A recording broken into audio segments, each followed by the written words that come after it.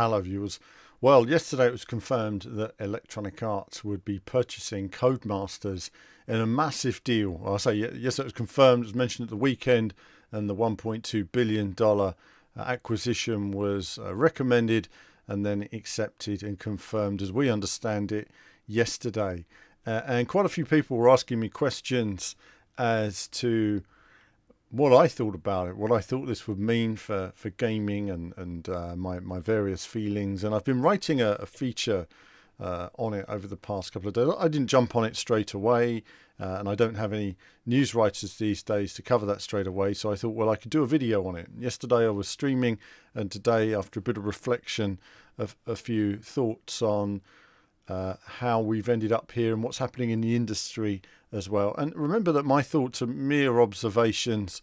I have no inside knowledge as to what these companies are doing or planning or what it could mean for the future, but it's really just a bit of observational approach to what's happening in the industry and where we're going. But I guess the first question is, why purchase Codemasters? Where has this come from? Why has it happened all of a sudden? Why have Take-Two gone for it and now EA? Where is the value of that? And the core value is, for me, undoubtedly Formula One. Codemasters agreed a long-term contract with Formula One. Formula One have supported esports 100%. You know, they've been running it on the F1 channel. They've been running it on their social media. Very rare have you seen an actual sport promoting the game in quite the way they have, to the point of actual frustration from Formula One fans that may not be interested in it because it's put in front of them every day. So they've certainly put some investment into esports. They have a plan for it. Racing adapts well to esports, and Codemasters have risen so far to the challenge, at least from a visual perspective, from really taking it to where it can look much like the TV coverage. And they've pushed the consoles of this generation tremendously. I mean, they've really done a great job with their technology at Codemasters. It's always been tip top. And of course, moving to the next generation of consoles, we're going to see that move to looking more and more like real life. So the value of F1 can take a game and they can promote it on a global scale to the F1 audience of billions. And that's where there is great value to EA in terms of selling the game, relation to the sports. And, you know, we talk about gambling in a negative way. I mean, gambling is something a lot of us gamers are not involved in any way, but there is a gambling market around sports, and maybe that's where it's going with esports in the future. I don't know. But either way, people don't do it unless they see a lot of money and revenue opportunity there. I say that because a lot of esports is, you know, the games companies are making money from esports. Very little else are making money from it, really. It's a really interesting money pot at the moment, esports, where everybody's jumping on it, everybody's pouring money into it, but nobody's really making anything out apart from very few companies, and the games companies are always the heart of that because you need their game to play the game, to play the esports. So there is that as well. WRC has also been recently secured by Codemasters. That's another, you know, strong, potentially strong global market there.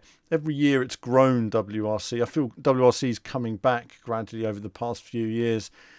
It's going to be interesting to see if a model can be created where WRC are showing more of the gameplay alongside the real rally, as the game rallies look more and more like real life. You know, bringing in those old racing fans and bringing them on board for that. Certainly EA's got the marketing power and clout to make that happen.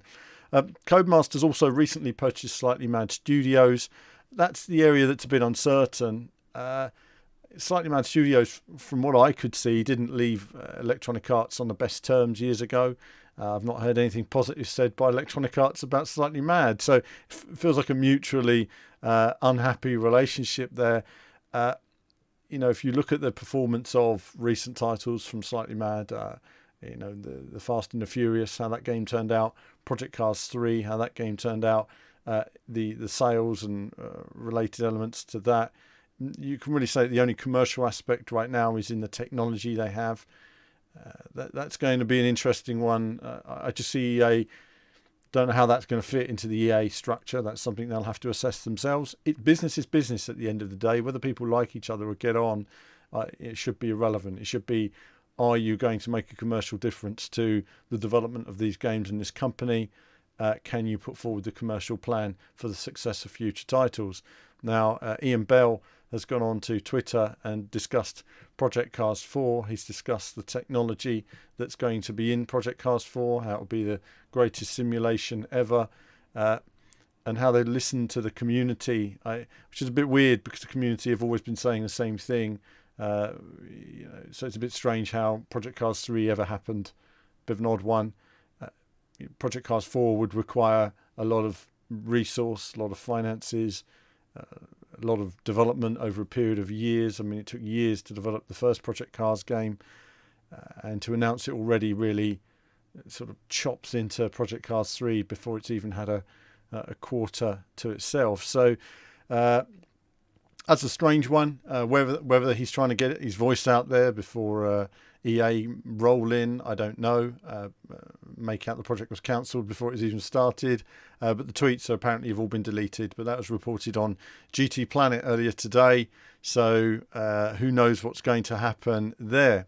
Now, development costs are rising. As we move into a new generation of consoles, the cost of development of teams will grow. The cost of developing new technologies, R&D departments are expanding. The time it takes to learn how to use new systems and bring different departments together.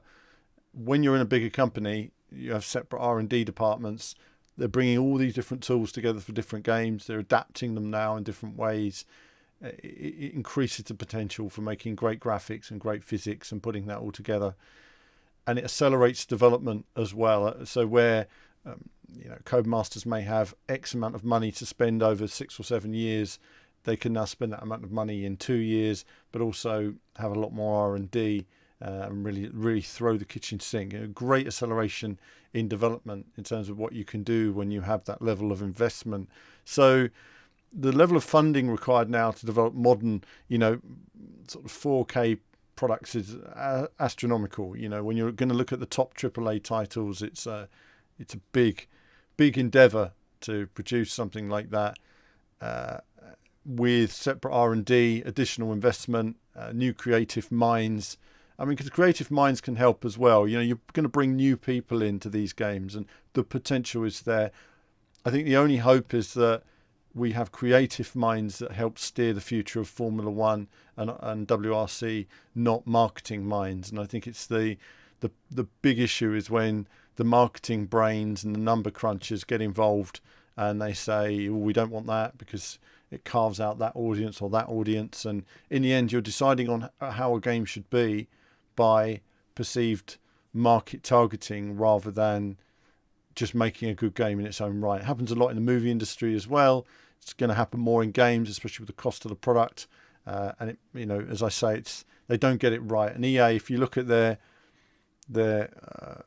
track record for racing games, it's pretty abysmal in terms of understanding the racing market. So that for me is, they're looking at that as well themselves. They want to get in on the racing genre more. Their racing games haven't done very well. Where's it all gone wrong for EA?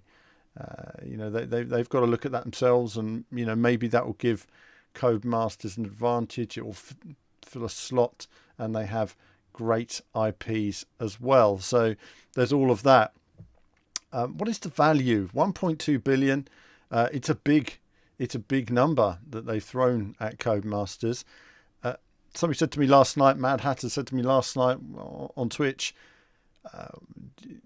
Something about Codemasters. Did they want this to happen? Or, normally a company, when it's looking to sell, it increases its debts and reduces the value of the company and puts itself in a position to be bought up. I haven't seen any evidence that Codemasters did that. In fact, if you look at the share prices, they've gone up. They've had a couple of peaks. They had a peak when they got the Formula One contract, when they bought Slightly Mad Studios, and with the WRC contract as well. So in terms of overall peaking, it's going pretty well for Codemasters right now. So they're being bought at quite a market high. So it's certainly good value to their shareholders in terms of the decisions that are being made there. So certainly this has come out of the blue, seeing a company in that strong position. EA see it as a bonus, bolstering what they do in technology, in development of the racing genre, and of course Formula One. It will be another FIFA to them in terms of that annual development, that annual hit going out to 1 billion eyeballs every year. So from EA's perspective, I get it. And from Codemasters, it's a surprise. What's next then? Does this all happen overnight? Well, no, company mergers do take a fair amount of time. One would assume there's been a due diligence period over the past few months where EA have made detailed assessments. When you're spending that kind of money, it doesn't happen overnight. That means detailed assessments of all assets, development teams, structure moving forward. As I say, games companies are planning games in 2025 and 2027 now. They're planning investment now. There's a lot that goes on now for years ahead because it takes 3, 4, 5 years to make these products. Formula One, if you look at it, 10 years in the making to bring it to this point. So it is a long-term development plan. So in terms of, we don't know how long that period was before purchasing Codemasters.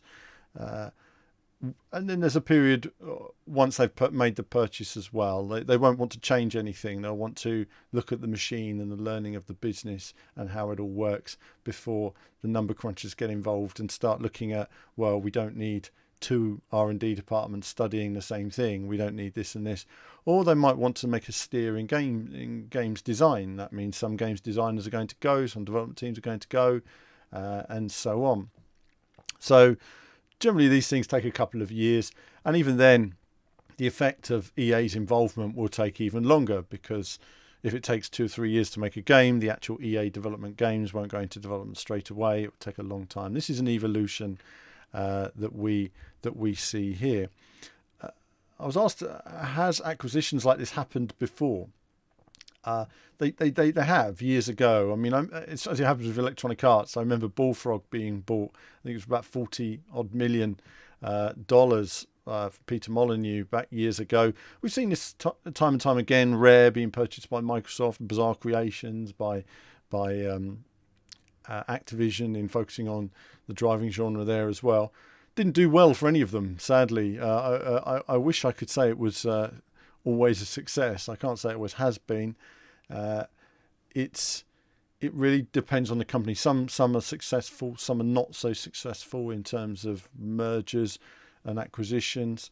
I think sometimes, there have been development teams that they make a game and then they get bought by another company and they say, wow, you made that great game, do the same for us. And, but the programmer who actually helped us on that project has left now. And it turns out that programmer was a key man who tied all the bits together. You bought a company that really can't do what it did before ever again. And that happens quite often. And what happens is teams get crunched, as it were, moved together here and there, and eventually a lot of people leave and they create small companies, and then in 5, 10, 15 years time they've created a company and the whole merger cycle happens again. So it's a constantly moving place in terms of where we see the industry going. Some people at Codemasters will stay at EA for the next 10, 20 years. Some people will be leaving in 2 or 3 years. We really couldn't say. What does it mean in terms of media coverage? Media coverage, I think, is a little bit of a concern. When we've seen the impact recently, NVIDIA prevented a publication or took them off the list for not covering their product in the way they would like it covered. We've seen Disney doing the same with journalists. When companies get to the kind of power that EA will be in the driving market, YouTubers and streamers and content creators and journalists like myself, you put a word out of step and you're likely to be off the books. For me, that means I'm finished in terms of covering the products if that happens. I'm going to say it as I see it, and I will take it to the end of the road and the inevitable point there. As it happens, I've not been given any access to any EA products for several years. but then I've not been, I've not really seen Need for Speed as being a great franchise for a long time. And unfortunately, that opinion has got me unable to cover those titles. If it means that I won't be able to cover the Codemasters titles in years to come, then it is what it is. We'll cross that bridge when we come to it. I always feel that, when you're giving feedback and objective feedback, you need to be objective about it. And we've seen from various developers that some developers take that well and they take that on board and they improve every year. And some developers take it in a negative way and decide we're just going to block you from covering our games. And that happens from time to time. There's nothing you can do about it. I just keep my head down, carry on and focus on other games. But it is a bit scary when you know that a large portion of the industry of racing games will all be under one roof. It does put additional pressure on everything, and I hope that when that time comes, that content creators still get the value, and not just people like myself, but EA is very much a number crunching company. So I just wonder if we're going to see FIFA YouTubers covering more racing games. Big YouTubers that you've never heard of, lifestyle YouTubers covering games more than your sort of grounded mid-size streamers. A lot of what I watch, I don't tend to watch so much of the biggest channels. I tend to watch a lot of mid-size channels, up-and-coming channels, new talent. That's what I like to see. And I do wonder what the future holds in terms of so much control being in so few hands, especially with the market and streaming and video and everything else. It's funny, I've been asked before about games, and I often say as from a media perspective, a game is of value until the day it's released, and then really it's done, it's on to the next one. And that's kind of what you're doing. You're doing preview, review. And if there's no preview, well, by then you can do your review, but if you've not got the reach from the preview, then the review really isn't going to go anywhere, and they have market control. So that's one of the concerns there, certainly from a perspective for myself, but also from a wider market in terms of how games are covered. So interesting news. I think it has pros and cons. I don't know whether it will make, on the one hand, you say if they just gave technology and cash to Codemasters, that would be amazing. Can you imagine what they could do with those brands if they had unlimited budgets compared to what they have currently? It would quadruple some of the budgets available and the tech. On the other hand, what will happen if somebody steps in and some of the marketing steps in and it becomes a box ticking exercise? Will you end up with issues like you have on Need for Speed, which has broken the franchise? It's very difficult to say. It's tricky to see what the future holds there in terms of whether this is good or bad. I don't think this is the last merger you're going to see or acquisition in the months and weeks ahead. There's a lot happening with the development of these new consoles, and the mergers that you're seeing now and the acquisitions are aiming for the next 10 to 15 years. I mean, this is a long-term investment process. Games are reaching a new level now where the technology is one thing, but artistic creative design is really the thing that will hold the key. And that's one thing when I talk to games companies about face to face, I'm often talking about artistic elements as well as the gameplay elements you see there as well. There's a lot of feedback out there, there's a lot of noise, and you have to pull out the things that are really going to make your product better. You have to find the unique selling points without it being gimmicks. And that's always a struggle every year, especially on some of these racing titles, but there's still a lot to engage in. So I guess to round up, Codemasters have been a company that have been through ups and downs over the years. I think if you look at the last few years, again, it's very, very ups and downs there as well. Micro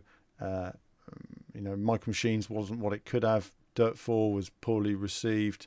Onrush didn't go anywhere. Perhaps wasn't realised as well as it could have been. And it's it's been a bit of a mixed bag in terms of releases, whereas Formula One has grown with strength every year, and it still has a long way to go. I mean, they still need to work on the handling, they need to work on the online, they need to make the game as solid and as smooth and as good as it can be. I often wish I could talk about the problems I've had with companies. You know, I report issues on video games and then get banned from covering their racing game for several years. And, you know, I keep it between me and them. You know, I try to cover the games the best I can, and it's not easy being an independent content creator. But that's the you know, it's always tricky. This is a tricky market we deal in, and people don't realise how it all works behind the scenes. And you know, like you say, when it all does merge into several really big companies, then I think we'll see how not only the games industry will change, but I'm quite interested to see how the world of content creation changes as well, because there will be the haves that work very closely with marketing companies, and that they're very, in my eyes, a bit artificial, and the have-nots, which is everybody else in terms of access and stuff like that. And it's going to be tricky over the next few years. But this is an interesting statement. It's an interesting acquisition, and I move forward completely in the dark as to whether it's going to be good or bad for everyone involved. Only history and time will tell. But I can say that the investors at Codemasters have clearly had a cracking day at the office, and they'll be going home with very big pay packets. I just hope that their staff also see some job stability and opportunities to realise their gaming vision in the years ahead, and it keeps the Codemasters brand alive in a positive way for many years to come. But I hope you've enjoyed my rambles today. That's it from me on this, and there'll be more from me very soon. Hello viewers, well thanks for watching the video today. Do like and subscribe, it supports what we do. Do become a YouTube member. YouTube Patreon supports all of our content you see on the channel, and of course lots of gaming from retro to modern games. I love it all in terms of racing action. So click on one of the two videos just there to find out more.